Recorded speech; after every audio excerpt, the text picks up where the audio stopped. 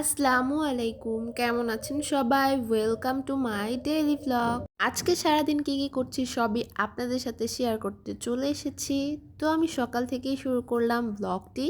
এই ঘুঘু পাখিটি আমি ধরেছি। এই পাখিটা আমার কবুতরের খাঁচার সামনে অনেক দিন যাবত ধরে আসছিল খাবারের খোঁজে। হয়তো এটা কেউ পালছিল, কোনোভাবে হয়তো ছুটে গিয়েছে। আমি না ধরলেও এটা অন্য কেউ ধরে ফেলতো, আর ধরে বিক্রি করতো, না হলে খেয়ে ফেলতো। কারণ এই পাখিটা ধরার অনেক সহজ ছিল, আর আমি ধরার ক্ষেত্রে তা বুঝেছি। তারপর সকালে নাস্তা করছিলাম, আর সকালের নাস্তায় খেয়েছিলাম নুডলস।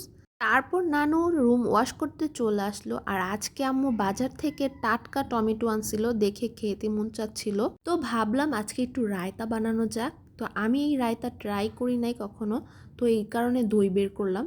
বের করে দেখি দই তো বরফ হয়ে গেছে। তারপর আর কি নর্মাল সালাতি খেতে হয়েছে। বিকেল দিক দিয়ে নানু আর মামি আসছিল, আর নানু মামিদের জন্য আমি এখানে গ্রিল তৈরি করছি, আর এখানে একটু মাংসটা সিদ্ধ করে নিচ্ছি, আর তার সাথে তরমুজের শরবত।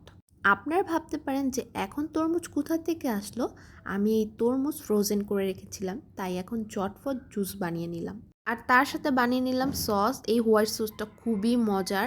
আমার হাতে এই হোয়াইট সসটা সবাই পছন্দ করে। আর তার সাথে ফ্রোজেন করা রোলও বের করে নিলাম। তো এই রোলগুলো এখন ভাজবো। তো আজকের এই ব্লগটি এই পর্যন্তই ছিল। ব্লগটি ভালো লাগলে প্লিজ লাইক করবা। আল্লাহ হাফেজ।